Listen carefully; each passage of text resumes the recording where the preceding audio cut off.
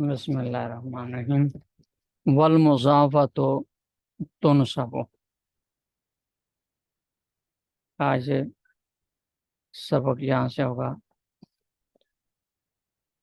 مصنف رحمۃ اللہ علیہ فرماتے ہیں کہ منادہ کے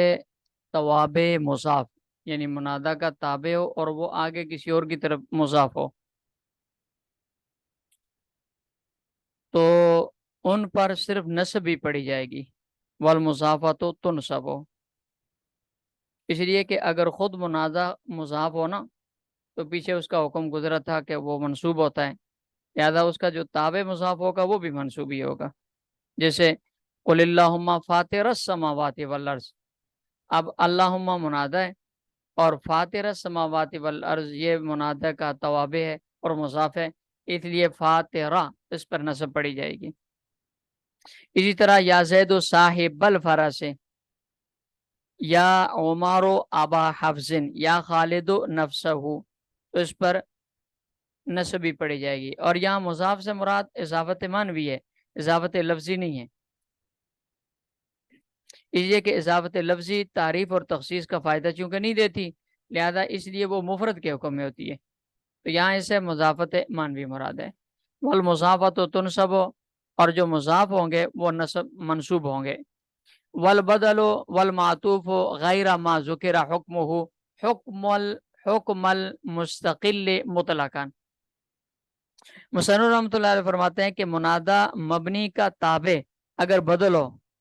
یا منادہ مبنی کا تابع معطوف ہو لیکن غیر معرب باللام ہو، غیر ما ذکر کا مطلب معطوف تو ہو لیکن غیر معرب باللام ہو، تو مطلقاً مستقل منادہ کے حکم میں ہوگا، اپنے مطبوع کے اعراب کے تابع نہیں ہوگا، بلکہ وہ مستقل منادہ کے حکم میں ہوگا۔ حکمہ حکم المستقل مطلقاً، اس کو مستقل منادہ کا حکم دیا جائے گا، لہذا اگر وہ خود کیا کہتے ہیں اس کو مفرد معرفہ ہوا تو مبنی پر علامت رفع ہوگا، اور مثال کے طور پر بدل ہے تو یا زید بشرو، اور معطوف غیر معرب علام کی مثال جیسے یا زید و عمرو،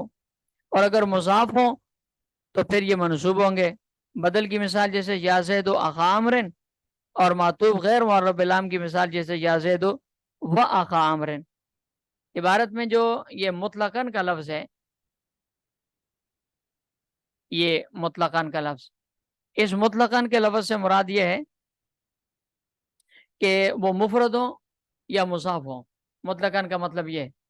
مفرد ہوں تو بھی مستقل منادہ ہوں گے، اور اگر مضاف ہوں تو بھی مستقل منادہ ہوں گے۔ والبدل والمعطوف، اور منادہ کے تابع بدل یا معطوف ہوں لیکن غیر ما ذکر حکمہ، غیر ما ذکر وہ معطوف جس کا تذکرہ پہلے ہوا اس کے علاوہ دوسرا ہوں۔ حکم حکم المستقل مطلقاً، تو اس کا حکم یہ ہے کہ یہ مستقل منادہ کے حکم میں ہو گیا مطلقاً۔ والعلم الموصوف بابن او ابنۃ مضافا الی علم آخر یختار فتحہ۔ مصنف رحمۃ اللہ علیہ فرماتے ہیں کہ جب منادہ مبنی عالم ہو اور اس کی صفت ابن یا ابنتن کے لفظ کے ساتھ لائی گئی ہو، اور منادہ عالم کے متصل لائی گئی ہو، اور وہ صفت آگے دوسرے عالم کی طرف مضاف بھی ہو، تو عالم منادہ پر فتح پڑھنا مختار ہے، یعنی رفع پڑھنا بھی جائز ہے لیکن یختار و فتح پڑھنا مختار ہے، رفع کے جواز کے ساتھ ساتھ فتح پڑھنا مختار ہے۔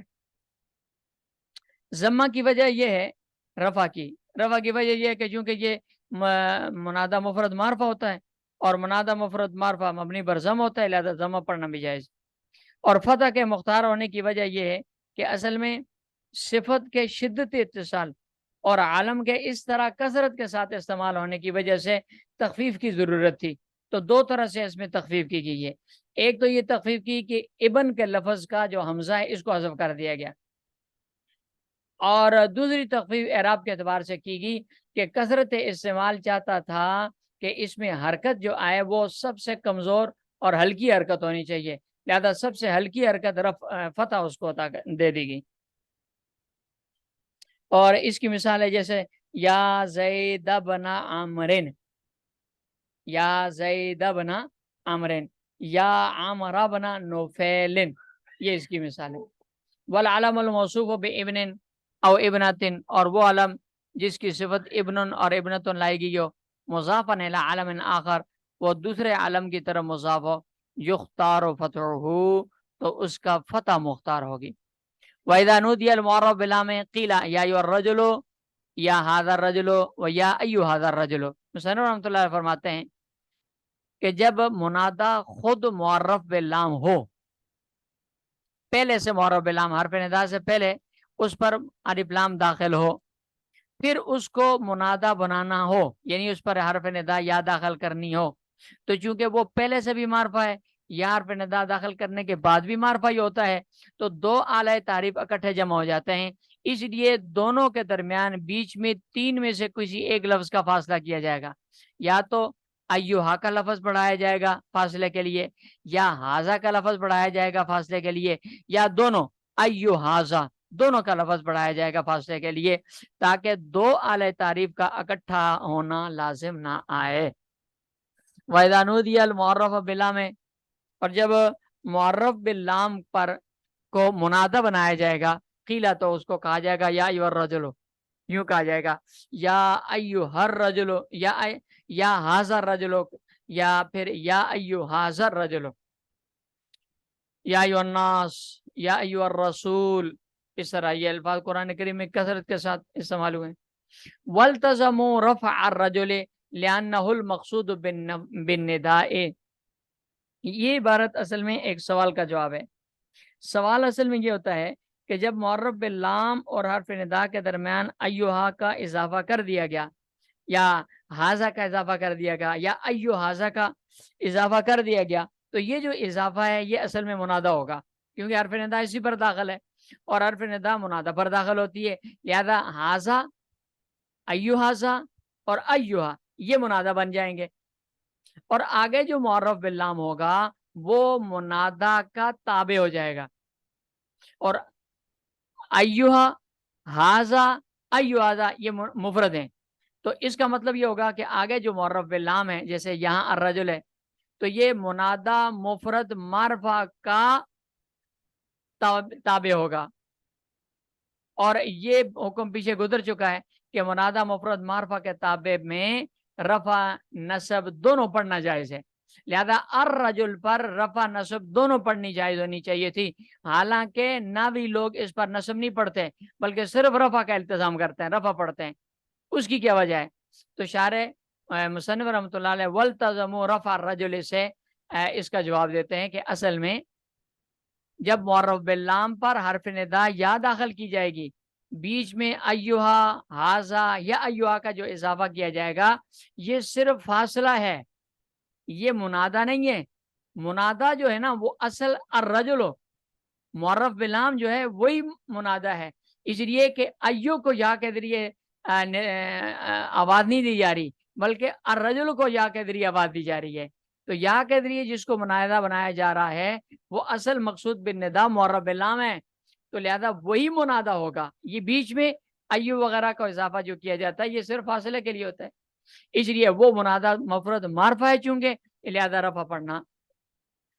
واجب ہے، رفع اس کو دیا جائے گا، یہ مبنی برزم قرار دیا جائے گا۔ والتزموا رفع الرجل، اور الرجل کو یعنی معرف باللام کو، الرجل سے مراد مطلق معرف باللام ہے، معرف باللام کو مرفوع پڑھنے کا التزام کیا گیا ہے، لأنہ المقصود بالنداء، اس لیے کہ اصل مقصود بالنداء وہی ہوتا ہے۔ وتوابعہ، اس کا عطف ہے الرجل پر، یہ توابع نا اس کا عطف ہے الرجل پر۔ والتزموا رفع توابعہ، اور التزام کیا ہے انہوں نے توابع کے رفع کا۔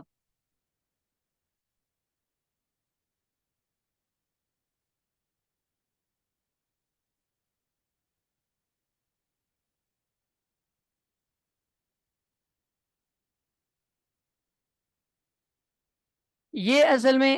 ایک اور اشکال ہے، وہ توابعی کی عبارت ایک اور اشکال ہے اس پہ۔ وہ اشکال اصل میں یہ ہے کہ چلیں ٹھیک ہے الرجل یعنی معرف باللام جو ہے اس میں تو ہم نے مان لیا کہ یہ مقصود بالندا ہے،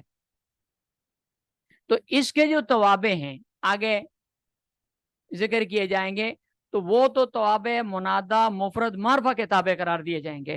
جب وہ منادہ مفرد معرفہ کے تابع ہیں،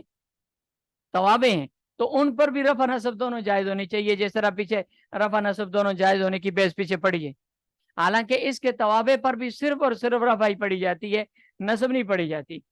اس کی کیا وجہ ہے؟ تو یہاں سے اس کا کیا کہتے ہیں جواب دے رہے ہیں، لِأَنَّا تَوَابُ مُعْرَبٍ، کہ اصل میں الرجل اگرچہ منادہ ہے لیکن مبنی نہیں ہے بلکہ منادہ معرب ہے، اور رفع نصب دونوں جائز اس منادہ کے تابع میں ہوتے ہیں جو منادہ مبنی ہو، اور یہ چونکہ معرب کے تابع ہیں اس لیے صرف اس میں رفع ہی ہے، نصب نہیں ہے۔ لِأَنَّا تَوَابُ مُعْرَبٍ، کیونکہ یہ منادہ معرب کے تابع۔